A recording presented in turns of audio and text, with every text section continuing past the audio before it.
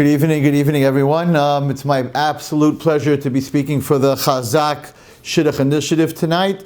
Their amazing initiative to get into every single shul, to give the venue every single month of what's going on for singles, for Shidduchim. And I happen to know Chazaq for many, many years, and whatever they do, B'li Ayin Hara, they have a lot of siyata d'shmaya, and they're going to be very, very successful. I'd like to tell you a couple of stories today. And maybe give a little bit Chazaq to all of those who are in Shidduchim.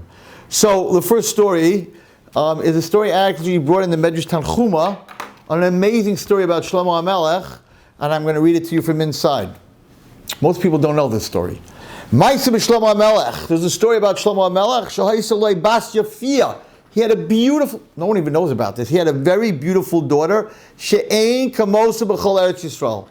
There was not another girl that beautiful in the whole world. Now, every father thinks his daughter is the most beautiful.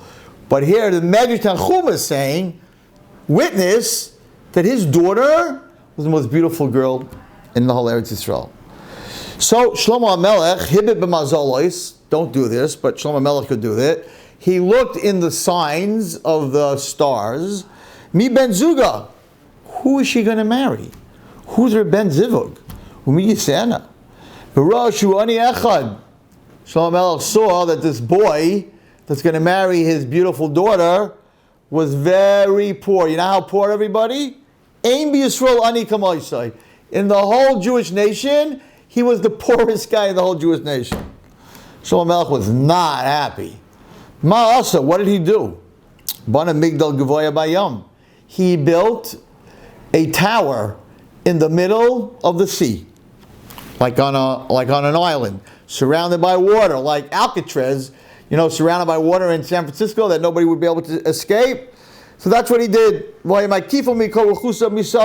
And he built a wall around this tower. Natal Bito, he took his daughter, and he put her on the top of the tower. And he put 70 of the elders, because he didn't want anyone to have any relations with her, so he picked very old men, and he put 70 of them on the bottom, surrounded this migdal, this tower. Okay, and guess what? Says the Medrash, there was no door. There was no door on the bottom of the tower. No human being could get in there. Okay, and he put a lot of food in there for her. And he said, listen to this, Amar, Era Poel Hashem Umasehu. It says that God makes Shidduchim. Well, how is God going to get a guy surrounded by water, surrounded by a wall, a tower that has no door? My daughter's on the top of this tower. Hashem can't pull this one off. Okay? Many days later, this poor boy, Nebuch, Shehu ben Zavuga, he was the one that was supposed to marry her. He went out at night. He was half undressed. He never had no clothing. Starving and thirsty. And it was freezing. And he saw that a dead ox had just died, and it was laying in the field.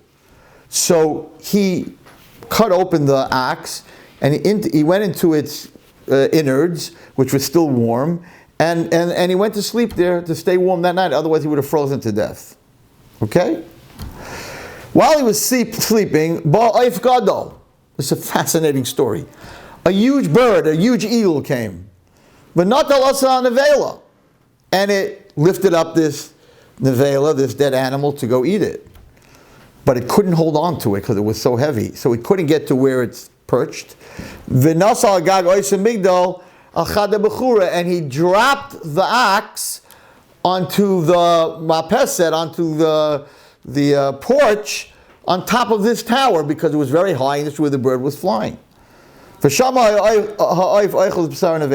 night, the eagle ate the dead body of the shar. And it stayed on the roof. When the sun came out in the morning, the bechura, this girl, went outside. There's a guy there on her porch. Impossible, right? Not when Hashem does things. Amalai. She said to him, Miata, who are you? Who brought you here? Amala, Yehudi ani, Mibnei Akko. I come from Akko. And I guess this bird, this huge eagle, brought me here. Okay, so what'd she do? She said, go inside, take a shower. I guess there was some clothing there, whatever. Put on some clothing. And he was, after taking a shower and cleaning himself up, he was very, very handsome.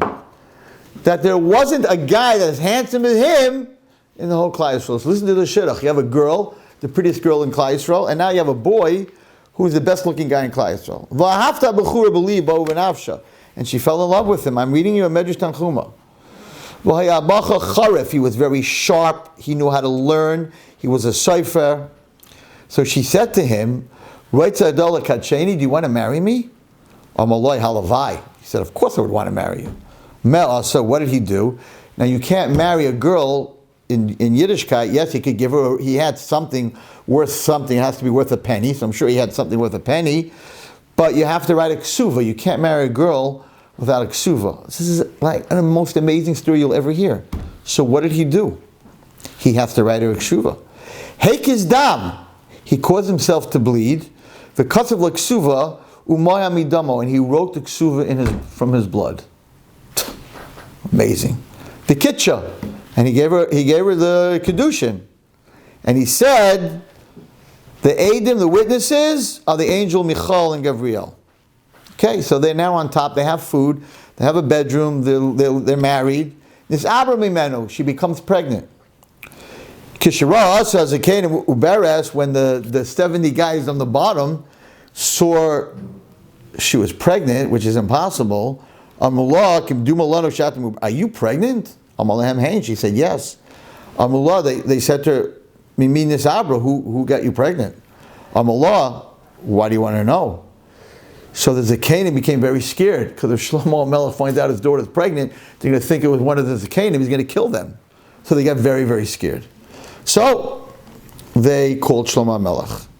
And he came by boat, and they said, we don't understand how, but your daughter's pregnant. When Shlomo Amalek heard this, he called his daughter, Amalo, how'd you become pregnant? Amalo, Bachar Echad, Hevi Kodesh Baruch Hu. Hashem brought me this guy.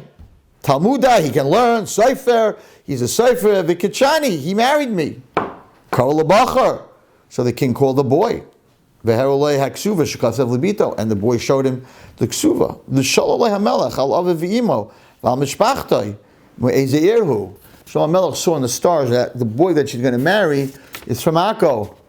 The Samach Simcha Gedayla. Shlomo Amalek became very happy, and he said, now I realize that if Hashem wants a shidduch, girls and boys who are listening, if Hashem wants a shidduch, you can build fences, be in the water, whatever you want. If Hashem wants to make it happen, it will happen. This is a medrash, Tanchuma, a true story. So all of you that are out there, the COVID and everything that's going on, how am I going to date? How am I going to find a shidduch? Kodesh Baruch Hu has his ways. I know that my sister-in-law, who was here before, Lisa Elephant, she told me that she just had a shidduch last night from Zoom. You got to believe, if Hashem wants it to happen, look what Shlomo Amalek went through that it shouldn't happen, and it happened anyway. I'd like to tell you a story about a girl that I know very well, and I know that the story is true. And she came to the Shadchan, and she came with her resume, and she puts her resume down, and she says, I want to marry Gadol Hadar. The Shadchan said, the Gadol Hadar, you want to marry a Gadol Hadar? She said, I want the Gadol Hadar. She said, okay, let me see. You must be coming from very chashuv Rosh Hashivas and Gedolim. Let me see your resume. She looked at the resume. She says, are you Jewish? And the girl says, not yet. Want to marry a Gadol Hadar? You're not even Jewish? She says, what did your father do?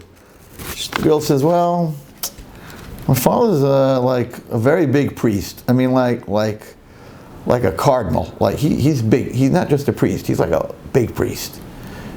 He also serves idols.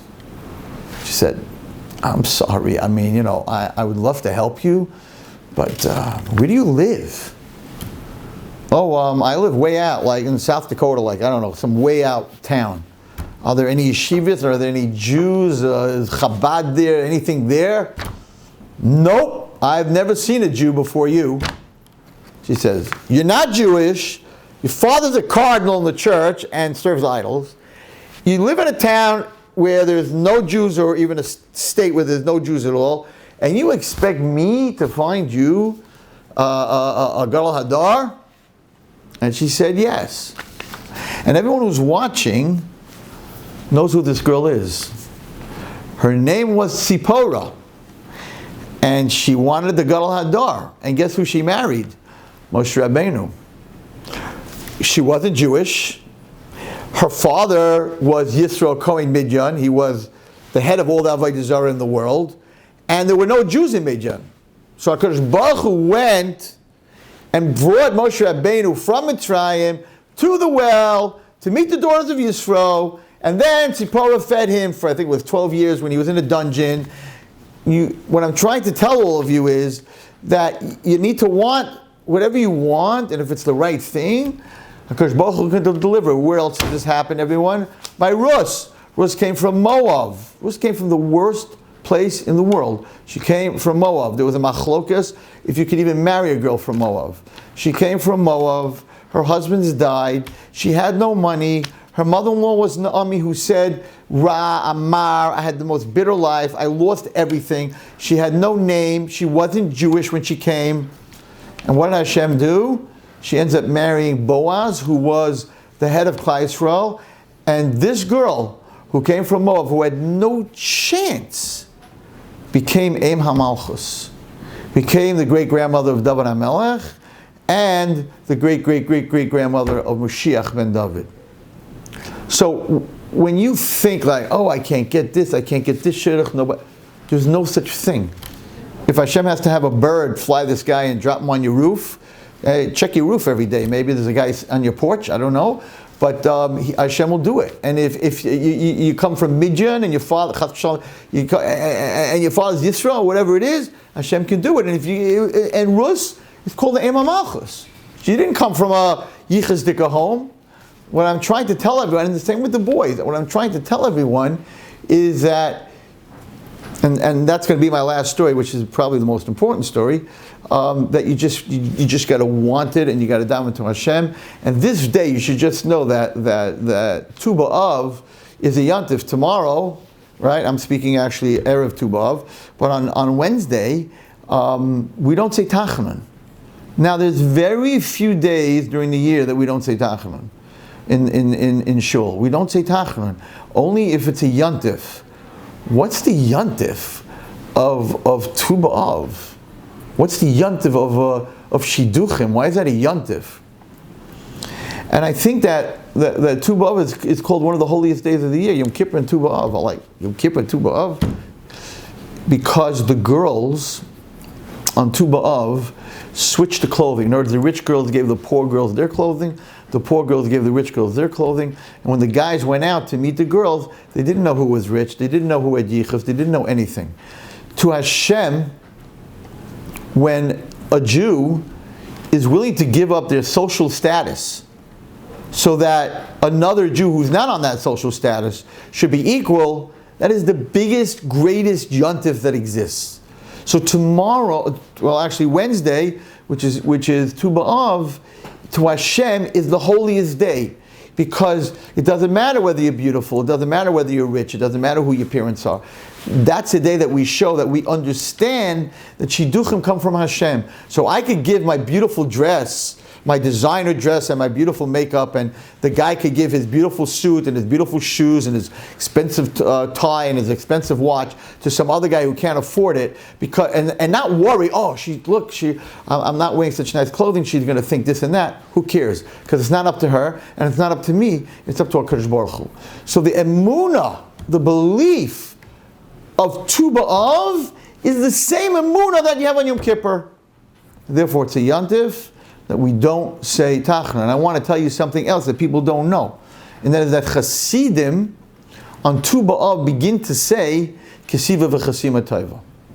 Chassidim begin. Why Kesiva v'chasima taiva? Because that's the day to get written into the good books.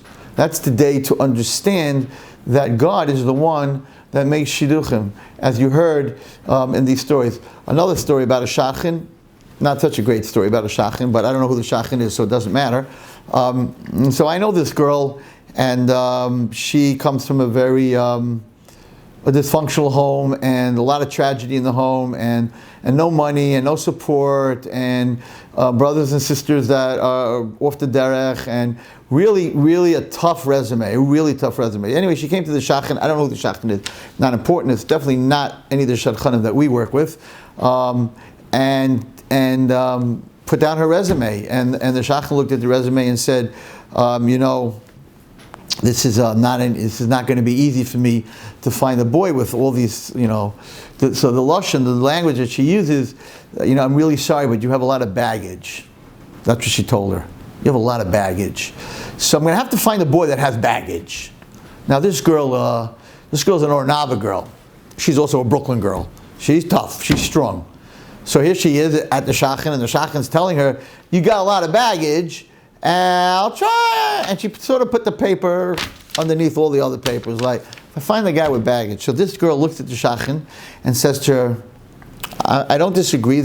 On this resume, there's a lot of baggage. But if you find the boy, just tell him that this girl has designer baggage.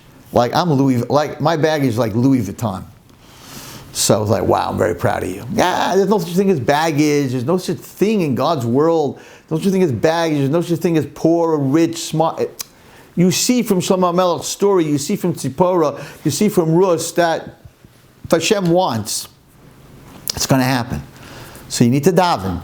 And you need to, Hashech Hashem Yahavcha, Hu Yikalkalecha. You need to know, it's not the way you look, it's not who your parents are, it's up to God. And when you give Him that power and you don't try to do it yourself, of course you have to go out, but He will do what you got to do.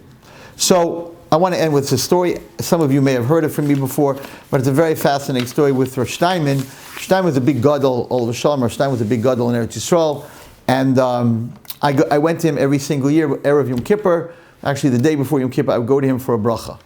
Many years ago, I went to Rav Steinman, and I told him that I want to open a high school that for girls who were struggling on the street, out of other schools, thrown out, struggling with a lot of different things, and I want to open up this high school. And he gave me a bracha. The high school should go well. And I realized after a while that from Monday to Friday, we worked with these girls, and they did very well.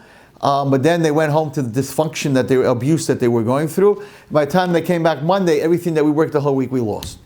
And we realized we were just spinning on wheels. It's not going anywhere. So 3 years into the school, I decided that I'm going to open a dorm. That way, the girls are in the dorm, and they sleep every night in the dorm, and Shabbos they're in the dorm, then whatever we do a whole week is going to be able to stay. But it's going to cost a lot of money to open a dorm for 13, 15 girls. So I went to Eretz Yisrael, and I came to Rav Steinman, it's a true story, and I said to him, it was Erev Yom Kippur, and I said, Rav Steinman, I need a bracha. So what do you need a bracha for? I said, I want to open a house for girls that went through abuse, and they're coming from dysfunctional homes. I need a bracha. It's going to cost, we saw something that we were interested in renovating. It's going to cost about $350,000. I need a bracha that I should be matzliach in raising the money.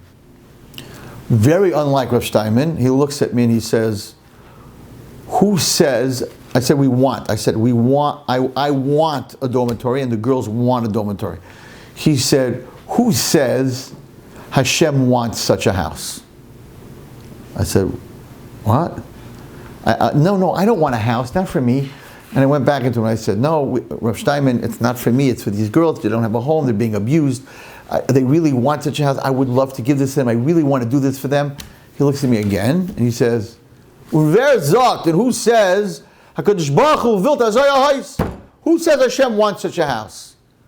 I was like, oh my gosh, I can't believe he's saying this. Not only am I not getting a bracha, I'm sort of getting like a klala. So I tried to ask again, and the Gabbai interrupted me, said, the Rav understood you, you got to go.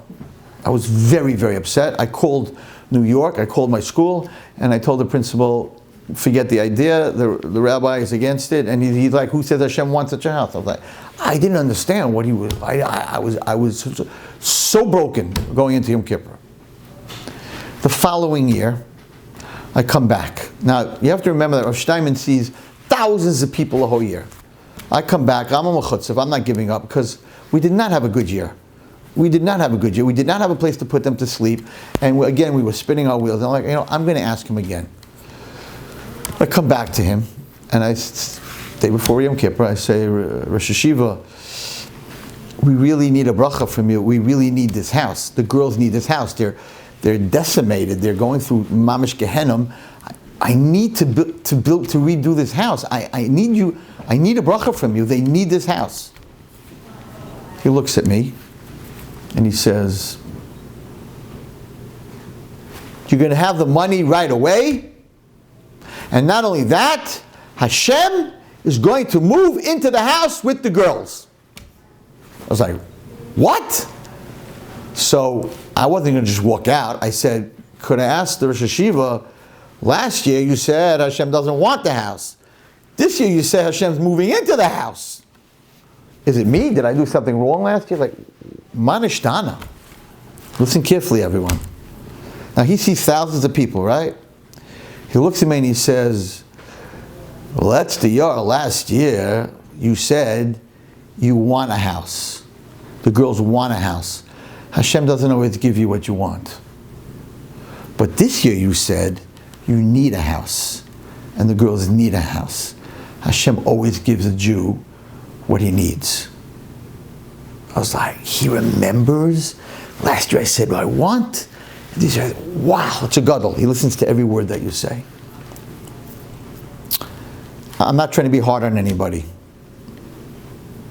But the message that Rav Steinman was saying, everyone watching tonight, and everyone who's dating, wants to get married. Just because you want to get married, Hashem doesn't always give you what you want. But when you get to a point that you need to get married, I need to get married. Why do I need to get married? Because my friend got married? That's not a need, that's a want. I need to get married because if I get married, only in Jewish law, to have children, I need to get married. So I need to get married to bring more of Hashem's children into the world. Some people say, then I don't need to get married if I know I can't have children. No. You need to get married, even if Chas v'Shalom you can't have children, because you need to build a house where you can do chesed, where you can have people, where you can do so much where if you're single, you can't. You need to take in your mind the difference between everyone gets married, I want to get married. I don't want to be single. No. Said Rav Steinman, Rabbi Wallerstein, you can't always get what you want, but you can always get what you need. So when you come to a Kodesh Baruch Hu and you daven and you say, I don't want to get married because everyone else is married. I need to get married, Hashem, because I want to have a house and I want to bring children into the world that are going to serve you. And if Chas v'Shalom, even if I don't have children, I want to have a house that you could live in, the house of chesed, a house of midos, a house of rachamim, a house of shalom bayis. When you come to the point in your head, I need this. Rav Steinman gave me haftacha. Rabbi Wallerstein, if you need something, any child, any person in Klal Yisrael that needs something, Hashem gives you what you need, but He doesn't always give you what you want. So on Tu B'Av, we need to take in our mindset, I don't want to get married. I need to get married. And I need to get married so I could serve you in a different way, Hashem. Not because my friends got married, or I want a big wedding, or I want to see how I look in a wedding gown, or I'm a guy and I want a woman. No. I need to get married to serve HaKadosh Baruch Hu. That's why I need to get married. And if you do that, HaKadosh Baruch Hu is going to get that guy somehow to that tower, or get that girl from wherever she's coming from, somehow to you. And I want to tell the girls out there just one thing that Rus told Boaz. If you look at Megillas Rus, unbelievable. He called her Biti, he called her my daughter, and she looked at him and said, because you treated me this way, I guarantee you that I will not be like any other girl. And she delivered. She became the Eim HaMalchus. And who knows who's out there, who's the Eim HaMalchus and the Av HaMalchus, and the Av and Eim HaMalchus of your own home. So let's not want to get married. Let's need to get married. And Bezrat Hashem, Hashem will give you what you need. And next year, Bezrat Hashem, we won't even have to do this, because we'll have a Beis HaMikdash, we'll have a Yom Kippur, and we'll have a Tu B'Av, and Bezrat Hashem, Kosh Baruch Hu will take care of everything. And just don't give up. Never give up. I think the story in the Medrash Tanchuma is one of the most amazing stories. Shlomo Amalek himself said, okay, how are you going to do this, Hashem? And there's a way. There's always a way. HaKadosh Baruch Hu always has a way. You just got to need it. You got to need it.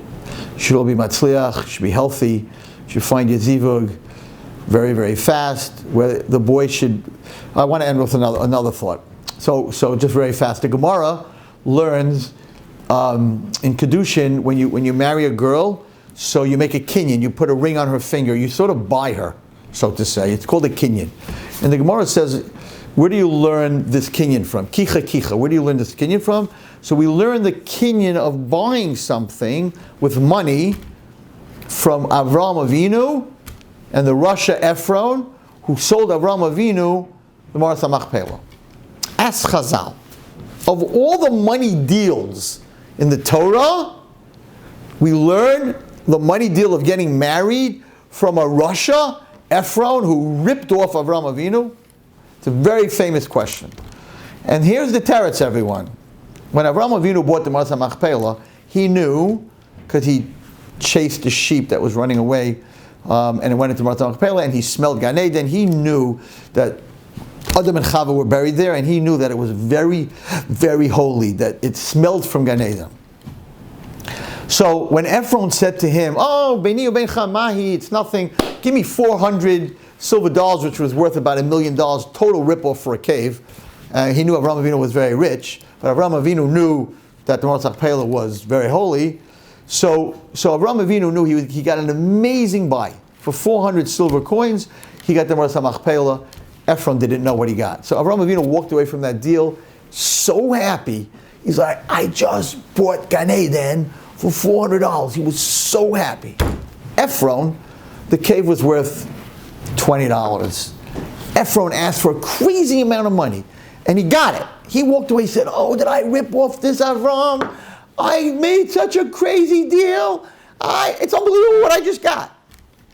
Says Chazal, a marriage, the best place to learn marriage is from Avraham Avinu and from Ephron. Why? Because each one in the deal walked away thinking he got the most amazing deal. So in a marriage, has to be the same way. The guy has to, when they get married, has to walk away and say, I don't even understand why she's marrying me. I got a princess. I got the most amazing girl in the world. And she has to walk away saying, oh my goodness, I can't believe this guy married me, this boy married me. I got a prince. So each one has to walk away thinking that they got the best deal in the world. They got the best guy and they got the best girl.